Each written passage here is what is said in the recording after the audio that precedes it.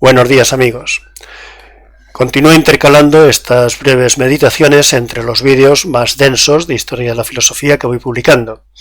La de hoy podría llamarse ¿Qué es Rusia? Y en ella pretendo dar una respuesta a esta pregunta, para hacernos una idea de su esencia, de lo que es este país, cuando haya pasado más de un año de la invasión de Ucrania por ellos. A mediados del siglo XVII hicieron ya esta pregunta a un ministro del zar Alejandro, y él respondió que Rusia es un estado que se expande hacia los 4 puntos cardinales. Efectivamente, es una figura que no conoce límites, una figura sin contornos cuya misión es no detenerse jamás. Esa es su razón de ser. Su única frontera natural por ahora es el Ártico.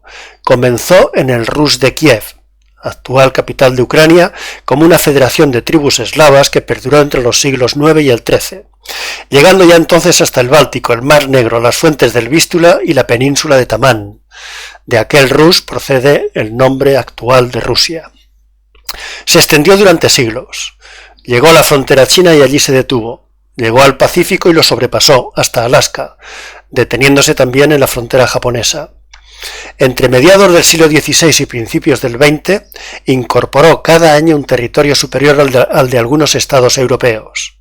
Chadaev, un crítico ruso, dijo que para que se les tomara en serio habían tenido que extenderse desde el estrecho de Bering hasta el río Odra.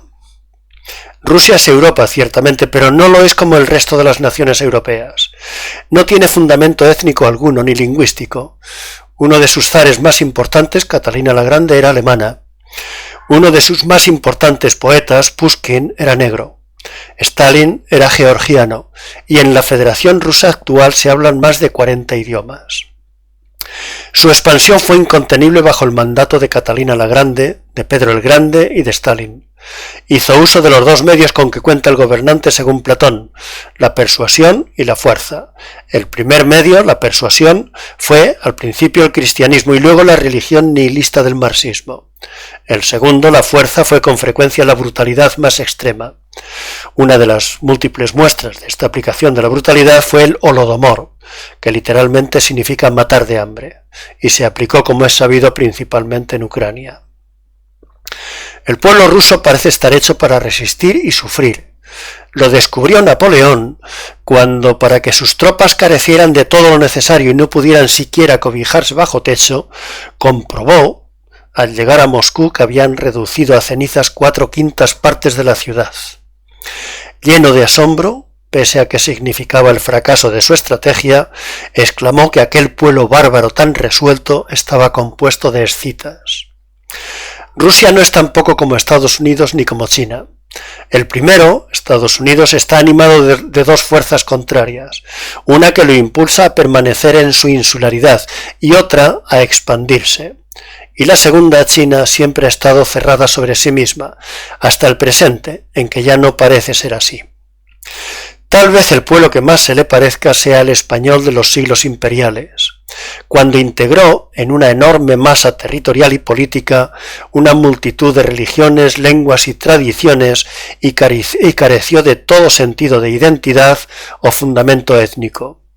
También fue entonces una figura en expansión, desde el Cabo de Hornos hasta Alaska, abarcando Filipinas, etc., hasta que quedó exhausto. Fue un magno ejemplo de la potencia de la voluntad. ¿Qué hacer ante un pueblo como Rusia, que en un momento dado puede convertirse en una luz, en una avalancha? Contenerlo durante unas décadas, hacer lo que se pueda para europeizarlo, aun con la seguridad, o la sospecha como mínimo, de que Europa nunca será Europa, atraerlo, tranquilizarlo, evitar que un rechazo desde el subcontinente aliente a Rusia a reforzar su alianza con China, pero también frenarlo cuanto sea posible. Y lo de China, desde luego, es otro asunto. Hasta otro momento, amigos.